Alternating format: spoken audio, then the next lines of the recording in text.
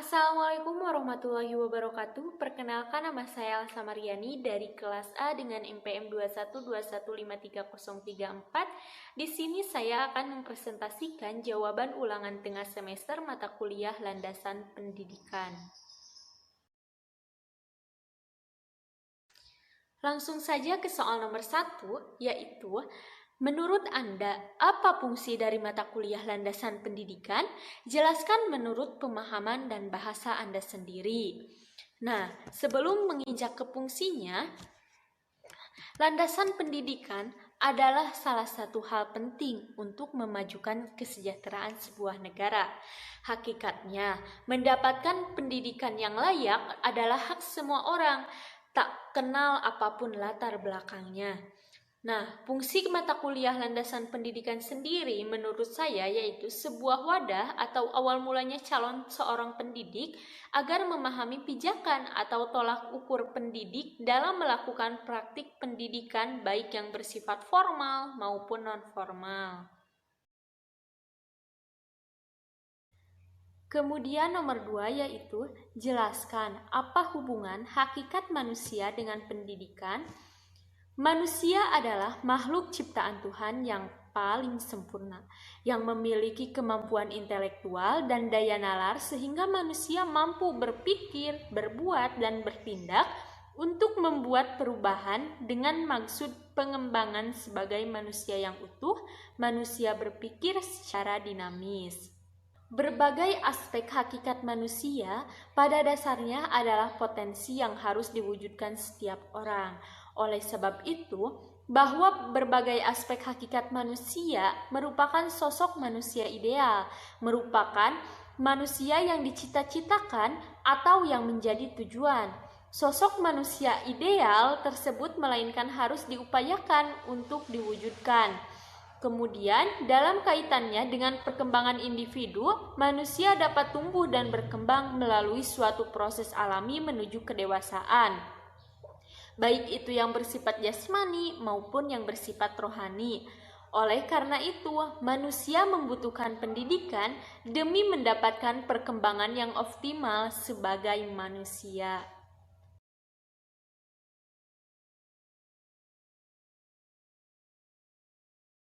Kemudian, soal nomor ketiga yaitu melalui kegiatan belajar mengajar, seorang siswa pada akhirnya memahami konsep toleransi dan memiliki sikap toleransi terhadap orang yang berbeda kebudayaan, agama dengannya.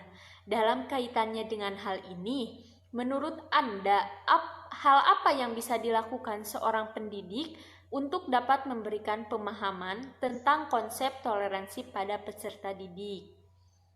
Nah, dalam hal ini, hal yang bisa dilakukan seorang pendidik untuk dapat memberikan pemahaman tentang konsep toleransi kepada peserta didik yaitu menjadikan toleransi sebagai salah satu topik harian. Karena untuk membentuk karakter yang bisa bertoleransi membutuhkan waktu dan proses. Misalkan, dengan cara mengajarkan, membiasakan, dan mencontohkan anak untuk bersikap toleransi melalui hal-hal kecil atau kegiatan-kegiatan rutin seperti berdoa menurut agama dan keyakinan masing-masing, bersalaman dengan guru ketika berjumpa di sekolah, berbicara dengan sopan santun, dan membiasakan siswa untuk piket bersama sebelum pulang sekolah. Selain itu juga bisa menjelaskan dan menerapkan konsep menghargai dan mengenal perbedaan, misalnya menghargai orang yang lebih tua. Kemudian soal nomor 4 yaitu bagaimana cara memahami karakteristik peserta didik berdasarkan keadaan psikologinya, jelaskan beserta contohnya. Nah, yang pertama yaitu memahami lingkungan sekitar anak. Ada dua hal yang membentuk karakter seorang anak, yaitu lingkungan sekitar dan pengalaman yang ia alami sebelumnya. Lingkungan sekitar sangat berpengaruh terhadap karakter yang dimilikinya. Contohnya, seorang siswa tumbuh besar di keluarga yang broken home dan kerap mengalami kekerasan dalam rumah, mengakibatkan ia tidak mampu fokus dan berkonsentrasi di sekolah karena perlakuan di rumah. Nah, hal-hal inilah yang perlu guru pahami terlebih dahulu untuk mengenali karakteristik peserta didik yang ditanganinya. Kemudian yang kedua yaitu lakukan pendekatan psikologis. Banyak metode yang dapat digunakan untuk melakukan sebuah pendekatan psikologis pada siswa. Hal ini bisa dilakukan dengan mewawancarai, bertanya tentang hal-hal yang penting dan dekat dengan anak, atau berdiskusi tentang hal-hal yang menarik bagi anak. Guru juga bisa memberikan solusi dalam pembelajaran atau hal-hal lainnya yang menjadi masalah di sekolah bagi anak. Metode klasik seperti ceramah dan tanya jawab pun bisa guru gunakan untuk melakukan pendekatan psikologis bagi peserta didik. Hal-hal inilah yang guru dapat gunakan untuk mendapat banyak respon dan informasi untuk mengetahui karakter peserta didik yang diampunya. Kemudian yang ketiga yaitu bisa menjadi sahabat, karena kedekatan emosional ini dapat membantu guru untuk memahami karakteristik siswa itu sendiri. Dengan adanya kedekatan emosional, siswa tidak lagi ragu untuk menyampaikan apa yang menjadi masalah atau pendapatnya tentang suatu hal.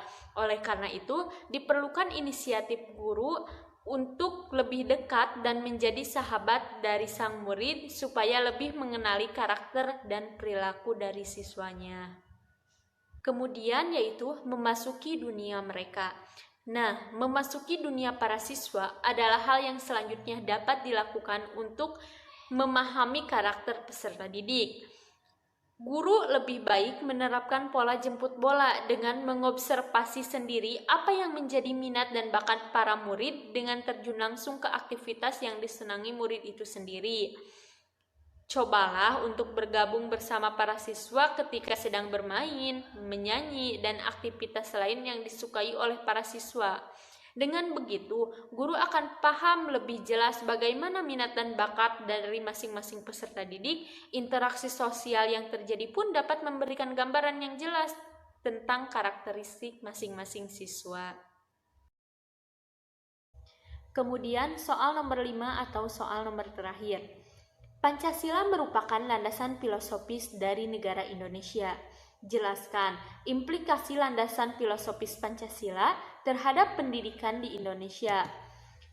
Nah, pada dasarnya, bangsa Indonesia memiliki filsafat umum negara, yaitu Pancasila.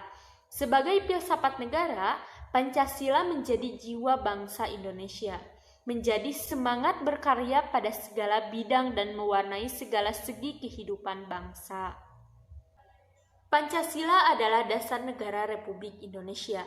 Pancasila yang dimaksud adalah Pancasila yang rumusannya termasuk dalam pembukaan Undang-Undang Dasar Negara Republik Indonesia tahun 1945, yaitu ketuhanan yang Maha Esa, kemanusiaan yang adil dan beradab, persatuan Indonesia, kerakyatan yang dipimpin oleh hikmat kebijaksanaan dalam permusyawaratan perwakilan, keadilan sosial bagi seluruh rakyat Indonesia.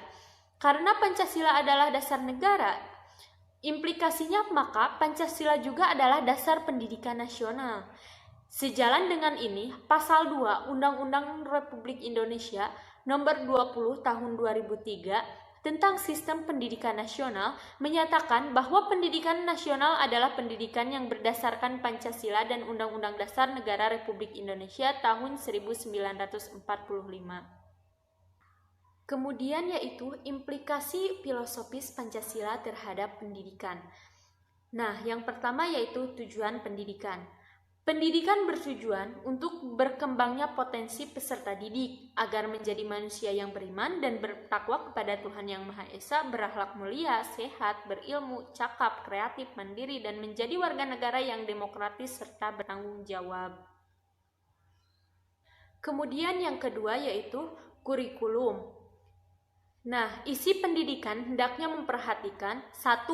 Peningkatan iman dan takwa, yang kedua, peningkatan akhlak mulia, yang ketiga, peningkatan potensi, kecerdasan, dan minat peserta didik, yang keempat, keragaman potensi daerah dan lingkungan, yang kelima, tuntutan pembangunan daerah dan nasional, yang keenam, tuntutan dunia kerja, yang ketujuh, perkembangan ilmu pengetahuan, teknologi, dan seni, Yang ke-8 agama, yang ke-9 dinamika perkembangan global, dan yang ke-10 yaitu persatuan nasional dan nilai-nilai kebangsaan. Yang ketiga yaitu metode. Praktek pendidikan hendaknya diselenggarakan dengan menggunakan multimetode dengan tetap mengutamakan prinsip cara belajar siswa aktif. Kemudian yang keempat yaitu peranan pendidik dan peserta didik tersurat dan tersirat dalam semboyan ing ngarso sung tulodo ing madya mangunskarso tuturi handayani. Dan yang terakhir yaitu orientasi pendidikan, meliputi fungsi konservasi dan kreasi. Mungkin itulah presentasi jawaban ulangan tengah semester dari saya. Kurang lebihnya saya mohon maaf. Terima kasih. Wassalamualaikum warahmatullahi wabarakatuh.